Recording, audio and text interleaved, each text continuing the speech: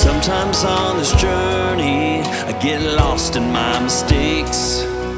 What looks to me like weakness is a canvas for your strength. My story isn't over, my story's just begun. If failure won't define me, 'cause that's what my Father does. A failure won't define me, 'cause that's what my Father does.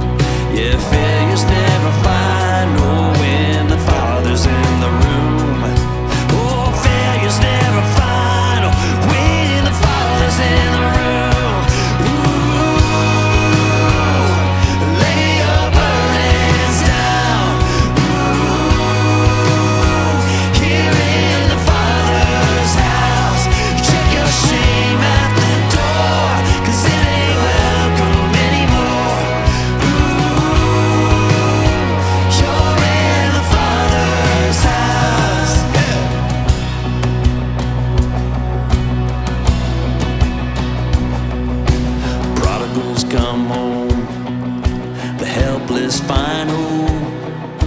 Love is on the move when the Father's in the room. The prison doors fling wide, the dead come to life. Love is on the move when the Father's in the room. Miracles take place, the cynical find faith. Love is breaking through when the Father's in the room. Jericho walls are breaking, strongholds now are shaking. Love is breaking through when the Father's in the room. Love is breaking through when the Father's in the room. Lay your burdens down. Here in the Father's house, check your shame at the door, 'cause it ain't welcome anymore. You're in the Father's house. Hey church family, I'm Adam Levian, the Goddard Worship Director here at Pathway Church, and I am so excited to announce a new series, our summer series actually, coming up in August. It's the At the Movie series, and man, you're not going to want to miss this series. It's so much fun, and actually this year we're actually going to dive into the popular Disney movies. So with that, we're going to show that God's kingdom is not magical, but it's supernatural. Now, for all you online viewers out there, I just want to let you know that we will not have our services on social media or on demand. However, we will have extra times on our website for you to view. But I do want to encourage all of you online viewers out there to come visit our Wichita campus, our Valley campus, or even our Goddard campus to view the awesome builds that our volunteers have worked so hard to create an awesome atmosphere for you guys, just to get the feel of the movies. So grab your friends, family, and even some popcorn and join us for At the Movies, which starts August 5th and 6th. See you there.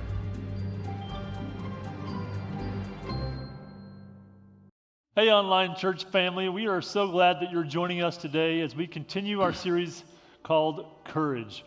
Welcome to Pathway Church. I'm David Integrin, the Goddard campus pastor, and today I'm joined by Daniel Southworth, who happens to be our Westlink Campus High School Director. Yeah, good to be here, man. Well, yes, Pat, welcome to Pathway Church, and we really want to encourage you right now, if you would, share this service so others can join you to hear an impactful message. You know, you can copy the link and text it to a friend, or if you're on Facebook, just click and share the button. Yeah, if this is your first time with us, then we hope that this is your first time of many times.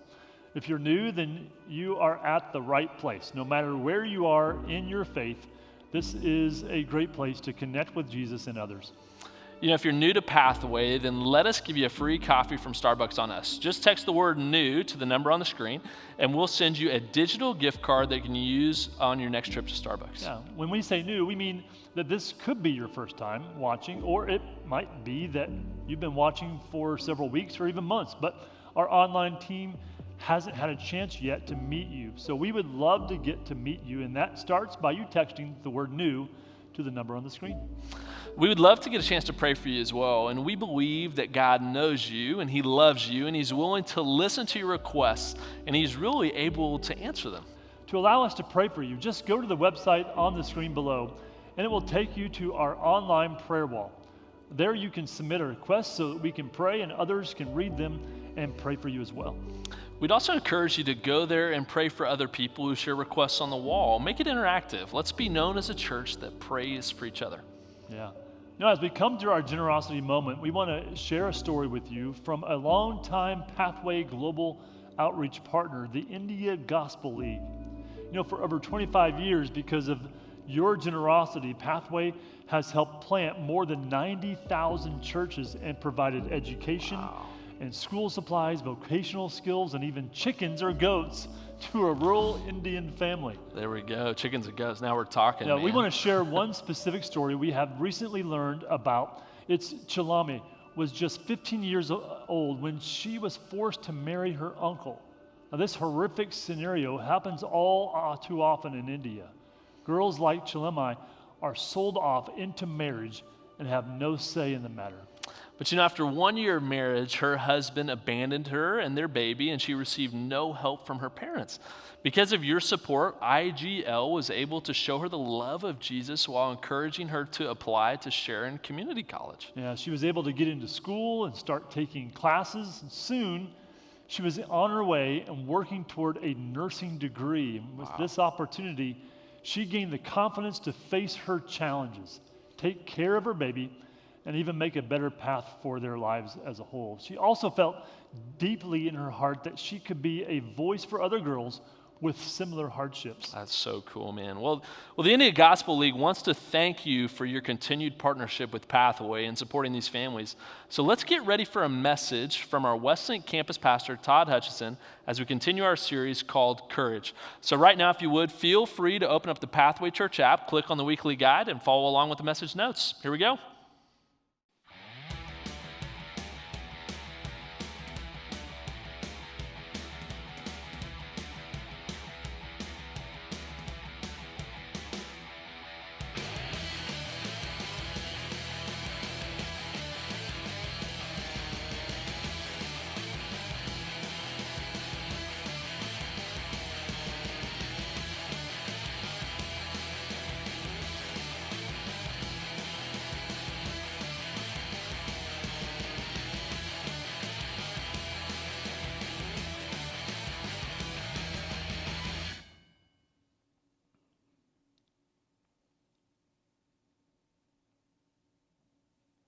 Well, I want to welcome everyone, those of you watching at Valley Center, Goddard, Westlink. It's so good to be with you this weekend.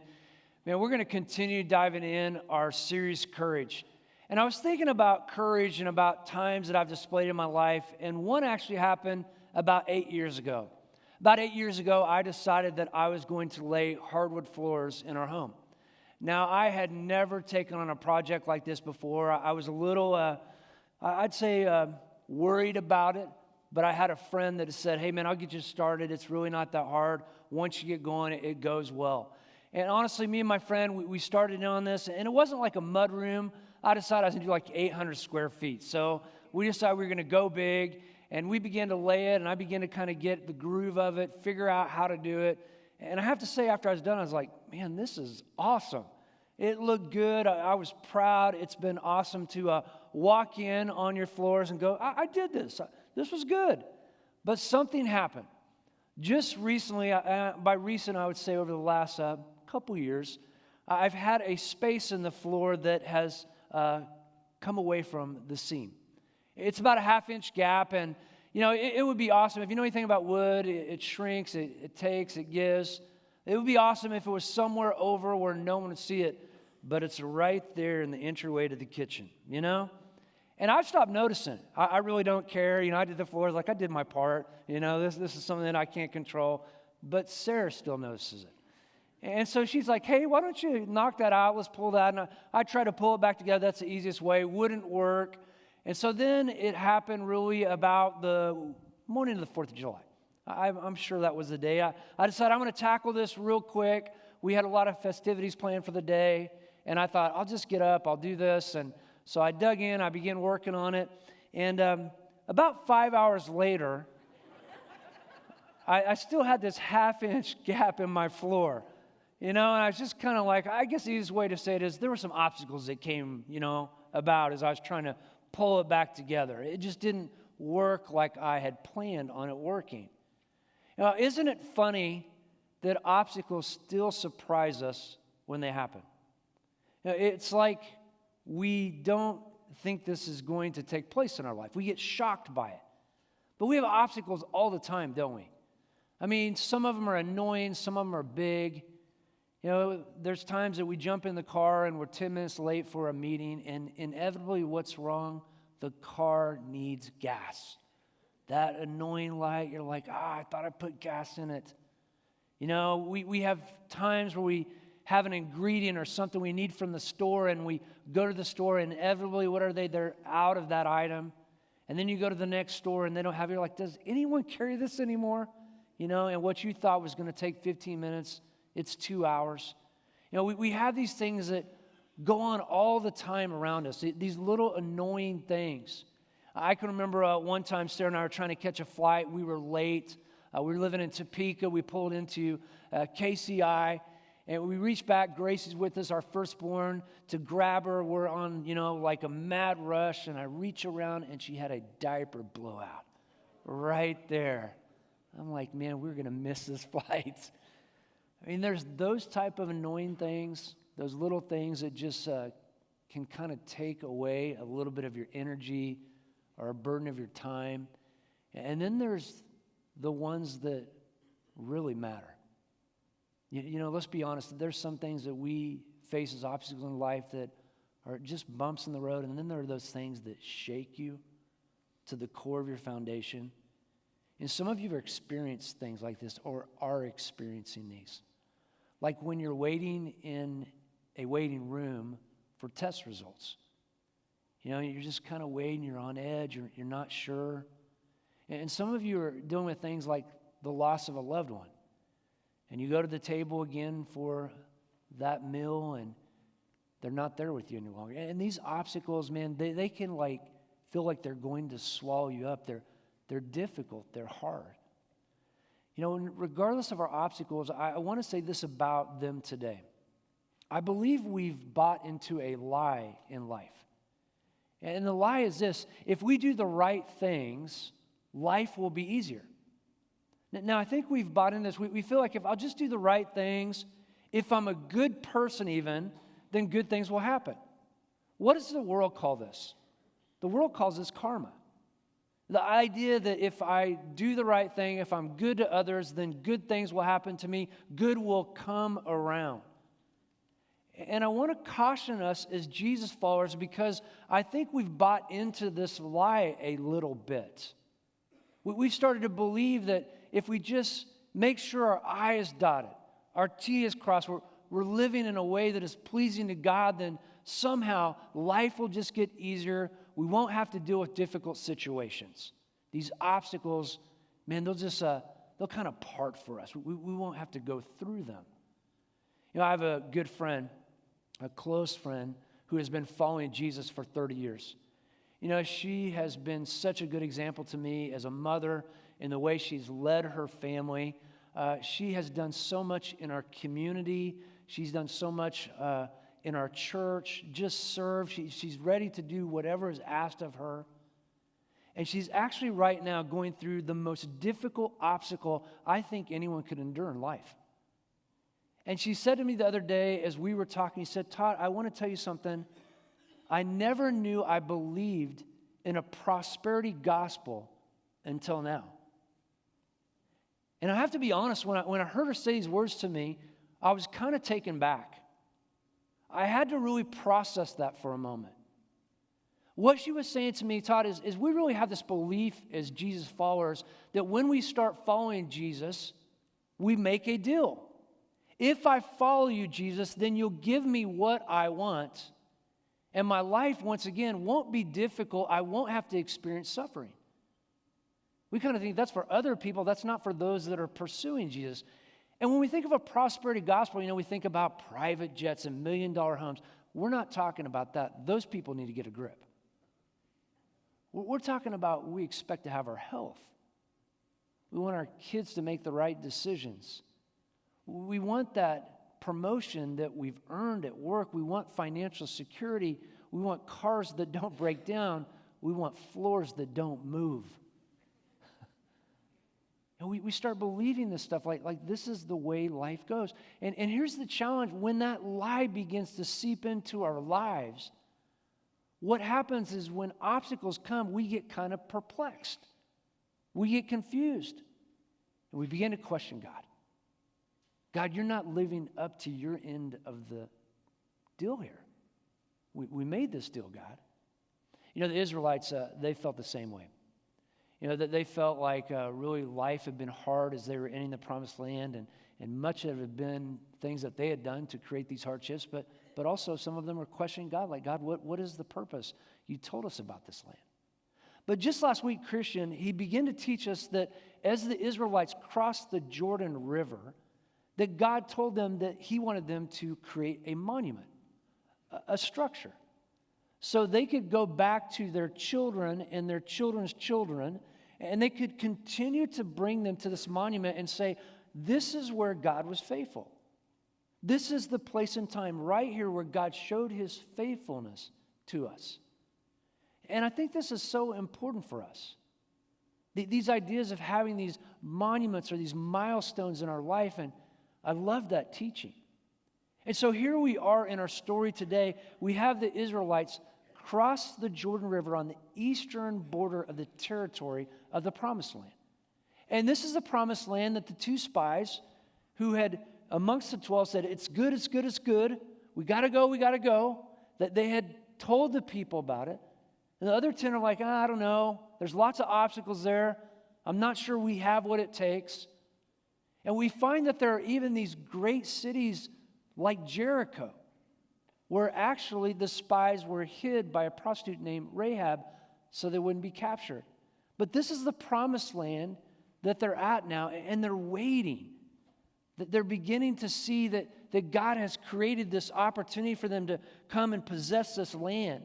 This land that was told to them would be filled with milk and honey. But I want to tell you, it's not going to be an easy thing for the Israelites. It's not like the Canaanite nation came and said, hey, what took you guys so long? We're glad that you're here. Come in, here's a deed to the land. You can have it, it's all yours. No, they were going to have to battle.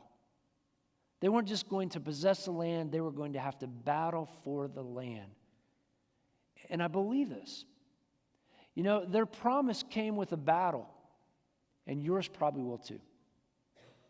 Now, I believe sometimes that's what happens. We have these obstacles in life, these battles that we have to endure. And really, when we endure them, we're showing God that we believe that he is capable of helping us in any battle. Well, here they are on the eastern border, and the first battle in sight on the docket is Jericho. Now, Jericho is this great city. Historians will say it was one of the oldest cities in the world. It's a fortified city. It's stronghold there on the eastern shore. And really what we find in Jericho is we find the fortification is really something that's miraculous in this day. It's 4 stories tall. And so when they come to Jericho, And the people are there, they're looking up at this great fortress, and they're like, wow, that's going to take some courage. That's going to take some courage for us to be able to push through and claim Jericho. They're not sure how they can do it. And I want to tell you, this is the first of 31 cities or towns that they will have to conquer and able to go claim the land that God has called them to do. But before the battle of Jericho, they have to observe this tradition. This tradition we know as Passover. And God had instructed his people, the Israelites, that on the 14th day of the first month of the Jewish calendar, each year, they were to celebrate Passover. Now, there is no coincidence, I believe, that this crossing of the Jordan has happened just 4 days before Passover. Isn't that pretty amazing? 4 days before Passover, they cross the Jordan. You're going, what's the big deal? We'll catch this too. It's 40 years since they were freed from captivity by the angel of death passing over the homes that had been sprinkled with blood and led across the Red Sea on dry land. God had just led them across the Jordan River on dry land 4 days earlier. So this Passover, it's special. It's almost like a second Exodus. I mean, God is giving them the opportunity to once again remember, like the monument, what he has done. God is preparing their hearts. I want you to know that about battles. Sometimes we think when we have these obstacles, we have these battles in front of us, that, man, we're just going to have to go and we're going to have to push through. We're going to have to muster up all of our strength. We're sharpening our sword to get ready for battle. And God goes, no, I'm not interested in your sword being sharpened. I'm interested in your heart being softened. I mean, really, that's what God is trying to do. He's trying to soften Israel's hearts so they can hear him, so that they can begin to see the battle that he's going to unfold in front of them. Well, next, Joshua has this strange encounter. It's a strange encounter with a man who's holding a sword. He's in enemy territory, so it catches his attention. And I'm sure when he saw this man as he's out there surveying the land, holding the sword, all of a sudden he starts trying to remember, is this an Israelite? Is this one of my fellow people? And so he wants to know, are you someone who is a friend or foe? Let's look at what the text tells us. When Joshua was near the town of Jericho, he looked up and saw a man standing in front of him with a sword in hand. Joshua went up to him and demanded, are you friend or foe? Neither one, he replied. I am the commander of the Lord's army. At this, Joshua fell with his face to the ground in reverence. I am at your command, Joshua said. What do you want your servant to do? The commander of the Lord's army replied. Take off your sandals, for the place where you are standing is holy. And Joshua did as he was told. You know, there's a couple things that we can know in this. First of all, we can know that this is God. And you can say, how can you know this is God? Because God received Joshua's worship. If this were merely an angel, the angel would have denied or not allowed Joshua to worship him because the angel knew that he wasn't worthy of worship. Only God is. We also see this, that God tells Joshua to take off his sandals because this is holy ground. It reminds us of Moses, right? They're at the burning bush. And so Joshua is in this place where he is experiencing this interaction. And I want you to think about this because I don't believe this is an accident either. I believe that God came so that Joshua could understand something. And Joshua's real question is, I want to know, are we going to be friends or are we going to be foes? Am I safe or should I be on the run? I mean, what is this? And he says, neither one. I want you to consider that for a moment. God is trying to establish something in Joshua's mind, clarity, that I think you and I need to have today too. Because see, here's what we say. A lot of times we go, God is on my side. We talk about it this way. God is on my side. God's on my team. We have t-shirts that even say this. And we think God's coming with me. He's going to join me in what I'm doing. We talk about it this way, and I want to clarify something. I want to get it right for us. God's not on our side. We're on God's side. That is an important distinction for us. Because see, if we treat God like he's on our side, then that does mean he's always coming with us. He really loves me so much that he'll join me in whatever I have in front of me. I mean, God is he's my mascot. God is not a mascot. God is not someone that's always coming along with us. We're on God's side, which means that we have everything that we need. This is so important. Do you see this? I mean, when we encounter obstacles, if we just feel like, hey, God is on our side and something goes wrong, all of a sudden we're shaken. Our foundation, it begins to develop those cracks, fear, worry. But when you're on God's side, he is sovereign. He is in control. Everything is taken care of. We can have confidence. This is so important for us today to understand the power of being on God's side. And I'll say this to you too. If we are on God's side, if we are trusting in the way that he wants to do things in our life, no matter what obstacle we face, then we can trust this too. There's many times that God is going to ask us to do things that don't make sense.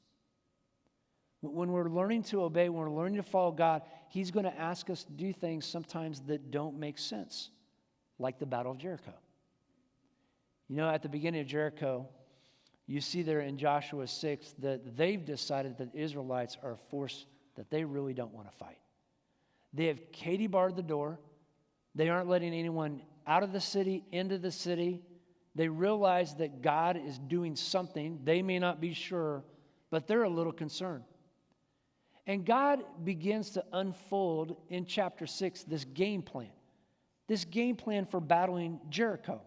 Here's what he says. But the Lord said to Joshua, I have given you Jericho, the king and all its strong warriors. You and your fighting men should march around the town once a day for 6 days. 7 priests will walk ahead of the ark, each carrying a ram's horn. On the 7th day, you are to march around the town 7 times, with the priests blowing the horns.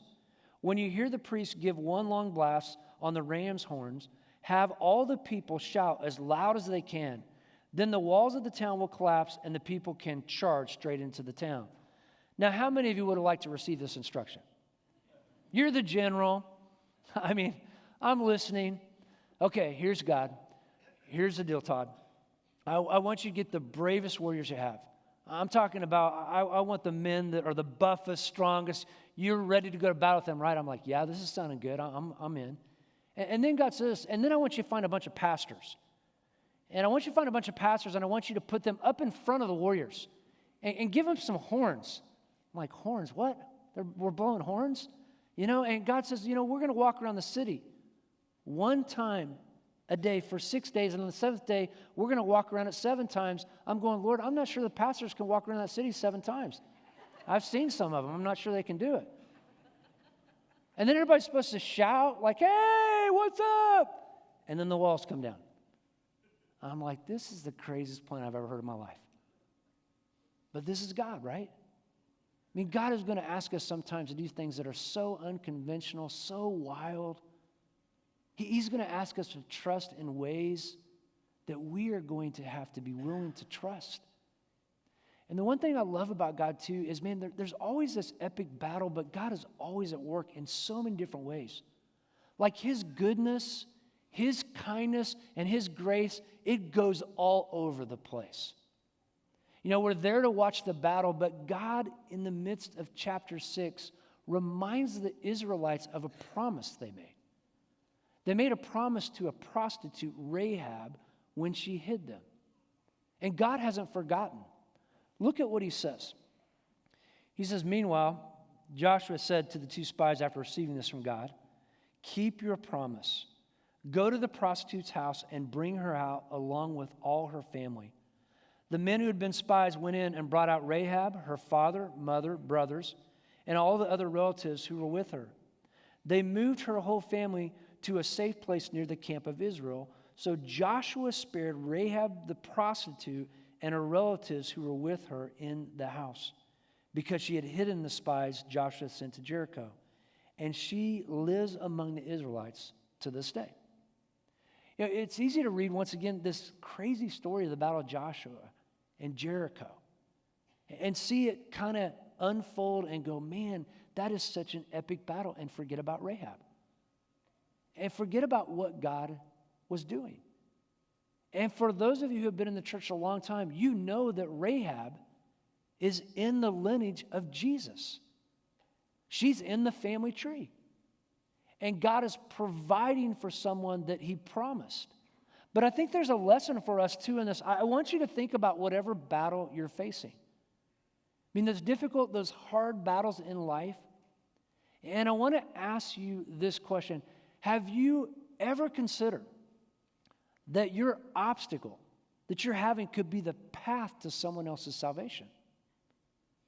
I mean, that's wild to think about, right? When you think about these battles that we're facing, when I sit with my friend and she's once again walking through the most difficult battle of her life, the most overwhelming obstacle, and I have to think that there's got to be something good, that God's goodness and God's grace has to shine through in a way that we can't see. You see, that's what God is always doing. He develops these subplots in our life. There's all these things that we can't see that God is trying to get us to see, and sometimes we don't catch them right away. Sometimes they take weeks, months, maybe even years to unfold, where you kind of see, oh God, I see you now. I see what you're doing. You know, as a pastor, man, I'll tell you, one of the most difficult things is to sit with people when you don't have good answers to the obstacles they're facing. When you're really just trying to encourage, when you're really trying to help them have hope, it's so hard. It's so hard to do. And I begin to think again about this passage this week. It just kept running through my mind again and again in preparation. And I hope it's an encouragement to you. It's one that we look to often, but I want you to think about it really in line with everything we've talked about today. James says this in chapter 1 of his letter, "Dear brothers and sisters, when troubles of any kind come your way, consider it," look at what it says, "consider it an opportunity for great joy. For you know that when your faith is tested, your endurance has a chance to grow. So let it grow. For when your endurance is fully developed, you will be perfect and complete," look at this, "needing nothing." Here's what you and I need to know today. God doesn't see obstacles, he sees opportunities. And if God is constantly looking for opportunities in your life and mine, then maybe we need to take some of these obstacles that we're facing and start to see them as an opportunity. What could God do here? How could God use me? Is there someone else beyond me that's going to benefit from this? That's going to get a glimpse of how much God loves them, how much he desires for them to be rescued. It reminds me of the story of a guy named Michael Phelps. Now, most of you know who Michael Phelps is. He is the greatest swimmer that has ever lived. Most decorated Olympic swimmer of all time. He has 29 Olympic medals. Get this, 23 of them are gold. This guy is a force. You know, when Michael Phelps was 11 years old, he hit the pool and he began to look for a coach, and there was a guy named Bob Bowman. And Bob says, when I saw Michael when he was 11 years old, I thought, that kid is different. That's a once-in-a-lifetime swimmer. And in order for me to be his coach, I knew that I would have to get better. I would have to get better to bring out this greatness in Michael. And so Bowman began to figure out ways that he could put obstacles in front of Michael. He talks about this time where Michael had one of his first national junior meets. I mean, an important race, and all the kids are going to the blocks getting ready to race, and he notices that Michael doesn't have his goggles. I mean, who doesn't take their goggles to go swim? He's an 11-year-old kid, and Bob thought, man, I could run over there and I could get his goggles and get him to the blocks for him. And he thought, no, I'm just going to sit back and I'm going to watch how this goes. Well, Michael got in the pool, and he swam literally blind that whole race as an 11-year-old and won the race. It was a master stroke. I mean, Bowman's wisdom in not continuing to help Michael just eliminate obstacles, but to push through them was what he needed. In the 2008 Beijing Olympics, Michael Phelps was getting ready to race the 200-meter butterfly. And as he jumped in the pool, his goggles immediately filled up with water. I mean, this is something that for many racers, many swimmers, it would just throw them off. They wouldn't be able to compete to their full potential. But Michael was unperturbed. He went on and set a world record, an Olympic record during that race because he was used to being able to push through obstacles like that. Now, I don't know how you feel today. You may feel like you're swimming without goggles. You might feel like, man, I just feel like I'm swimming blind. I feel like God has really forgotten me. I mean, he could make this easier. He could do something to help me overcome this obstacle. He could speak it and it would disappear. But I want to tell you, God knows what he's doing. And God is working in your life. And here's what I believe for so many of us, with God on our side, I mean, when we recognize that God is a person that can do everything, and we believe that not only is he on our side, but we're on God's side, that he is the one who will give us his sovereignty. He's got everything under control. When we believe that, we can rest. We can rest and we can really have more fortitude in our life to overcome obstacles than we ever thought we could. I want you to know this. Jesus Christ has given you everything you need. The Holy Spirit of God living in you is powerful enough to overcome whatever is in front of you. I mean, if God can bring down the walls of Jericho with ram's horns, he can accomplish anything he needs to in your life or mine. I want you to believe that God has you and that he is good. You know, I want everyone just to, if you would, bow your heads and close your eyes, because I just want us just to consider this for a moment before we leave today. I know some of you have annoying obstacles right now in your life, things that are challenging, but honestly, that they're not things that are making you feel like life is falling apart. But there are others of you that do feel that way. You feel like life is unraveling. You're not sure what to do, what step to take in the obstacle in front of you. And I just want to tell you that whether it be something that is annoying or whether it be something that, man, leaves you shaken, that God has a plan for your life and that he is good and that he has got you. And today I want to encourage you to not be angry and not be resentful of the obstacles that are in front of you, but to be willing to say, God, this is what you'll use to allow me to draw closer to you. This is what you'll use to let me know once again that you are capable and that I'm on your side. You know, if you need to be reminded of that today, and you just need to say, man, today, once again, I want to get centered on this. I want to believe this, that God is capable, that he is good. I want you to raise your hand right now. I want you to raise your hand at all of our campuses. Raise your hand as a sign. This is between you and God. If you're saying, Lord, yes, I need to know that again. I need to trust that. And I just want to pray for all of us. So, Father, I just pray right now that you may continue to not just let us know this in the moment, but as we walk out of here, Lord, this week, would you just help us in whatever obstacle we're facing? Know that you're capable of overcoming all things. To know that the greatest victory that you ever fought wasn't the battle of Jericho, it was at the cross. And because, Lord, you loved us so much and you have given us your Spirit, we have the power now to do whatever you need us to do. Whether it be for our race or whether it be for someone else's race, Father, I pray it would bring glory to you. We want you to receive the praise you deserve. In Jesus' name. With everyone's head still bowed, I want to ask a question today as well.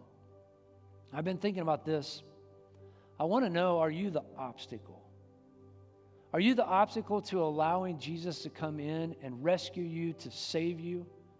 And there are some of you today who may be going, it's not just that I have obstacles, it's that I'm the obstacle from preventing Jesus to be a part of my life. And if it's been your pride, or it's been your fear, or it's been really your sin that has prevented you from allowing Jesus to come in your life, I want to give you an opportunity today to remove that obstacle and allow Jesus to come in and be your Lord and your Savior. And if you know you need to surrender to that, then I want you to do that today just by following me in this prayer, just in the quietness of your heart. I just want you to pray this prayer with me.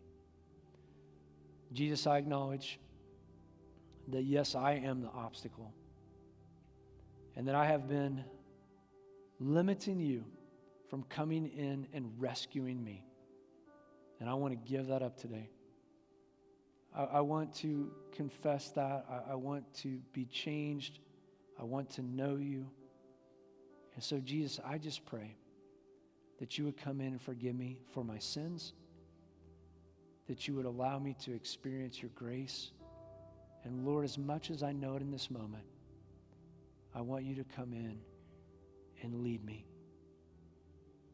With everyone's head still bowed, if you prayed that prayer for the very first time, I want you to raise your hand right now. At all of our campuses, go ahead and raise your hand as a sign that you surrendered, you prayed the prayer to accept Jesus. If you're watching online, you can say, I prayed. We just want to walk with you, want to keep encouraging you. So grateful. Father, I'm grateful for all these decisions that were made. For those of us who, Lord, prayed the prayer to believe that you're capable of overcoming obstacles in our life, I thank you. I thank you that we can trust that you are powerful enough and that you love us enough. And Father, for those who prayed for the very first time, I pray that they may experience your grace, your wonder, and your power. Lord, let us be a church together that continues to walk not just in the good days, but in the hard days, knowing that you can eliminate anything in our life that prevents us from being who you want us to be, or from others knowing you. It's in your name we pray, Jesus. Amen. Well, that is such a great reminder that being a Christ-centered person of courage means trusting God for the outcome. I know for some of you, the message spoke to you and you were ready to take a step. Well, maybe a good step would be to start reading the Bible, and you are in need of one. Well, we have one right here for you. Maybe you're interested in baptism, or you want someone to talk to. Well, you can simply go to the website below, fill out the form, and we would love to follow up with you on those things. This last week, I was reminded that God is one step away, as our home team has been taking steps to invite others into relationship and into conversations.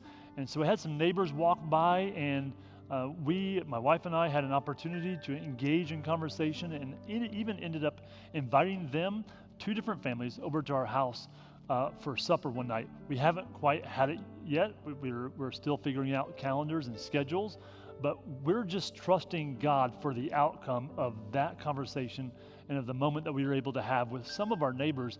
We're hoping to have an opportunity to invite them to Pathway and certainly into relationship. We just don't know. We're just, once again, trusting that God will provide the outcome for it. Before we worship God during these next 2 songs, remember that God sent his own son, Jesus, to be the ultimate sacrifice and remove the separation from God and his people. In John's gospel, it says this: "The Word became flesh and made his dwelling among us.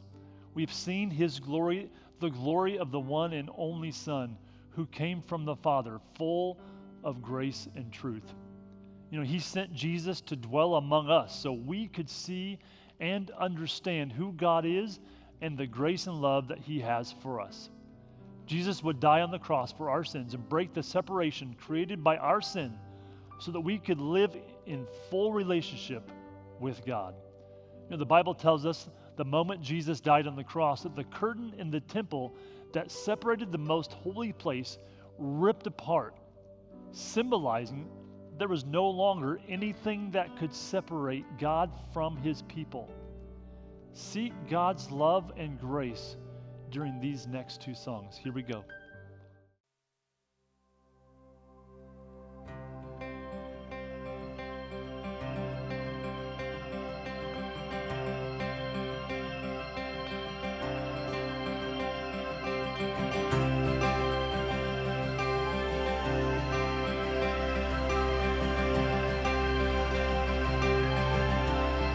Have you ever seen the wonder in the glimmer of first sight? As the eyes begin to open and the blindness meets the light. If your heart's so sick, I see the world in light. I see the world in wonder. I see the world in light, bursting in living color. I see the world your way, and I'm walking in the light. Have you ever seen the wonder in the air of second light? Having come out of the waters, the old one left behind. If your heart's so sad, 'cause I see the world in light. I see the world in wonder. I see the world in light, bursting in living color. I see the world your way, and I'm walking in the light.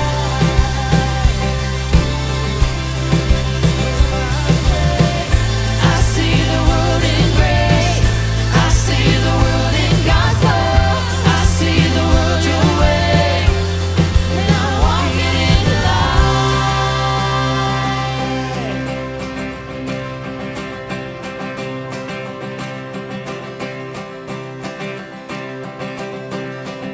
I see the world your way, and I'm not afraid to follow. I see the world your way, and I'm not ashamed to say so. I see the Jesus way, and I'm walking in the light.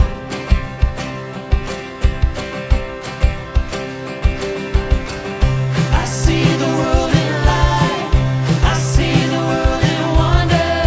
I see the world in light, bursting in living color. I see the world your way, and I'm walking in the light.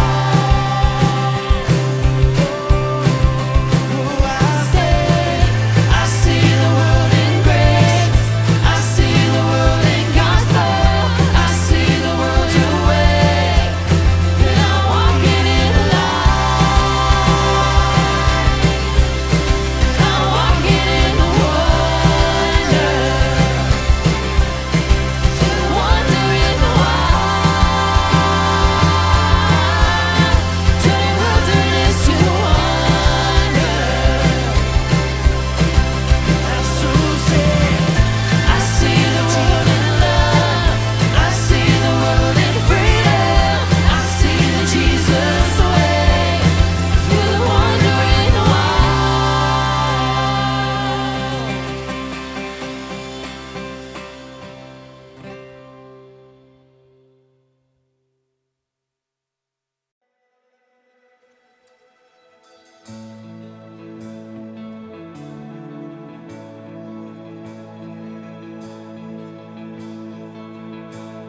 Alone in my sorrow and in my sin, lost without hope with no place to begin. Your love made a way to let mercy come in.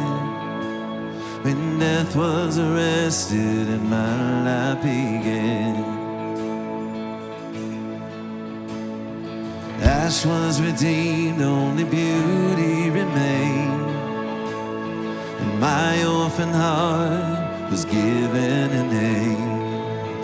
Well, my mourning grew quiet, my feet rose to dance.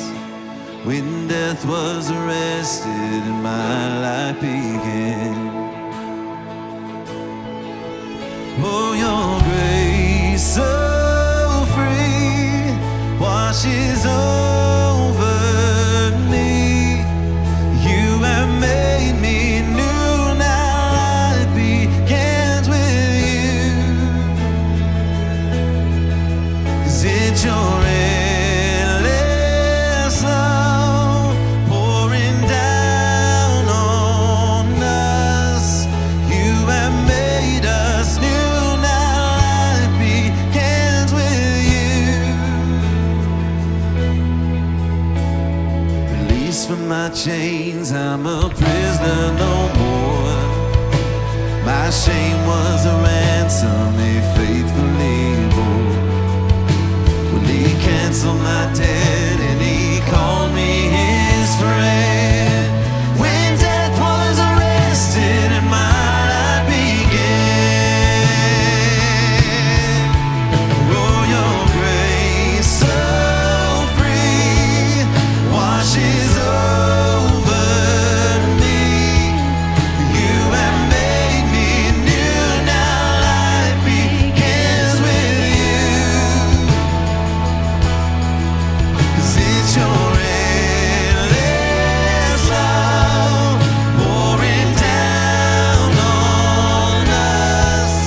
You have made me new, now life begins with you. Oh, yes it does. Our Savior displayed on a criminal's cross. Darkness rejoiced as though heaven had lost.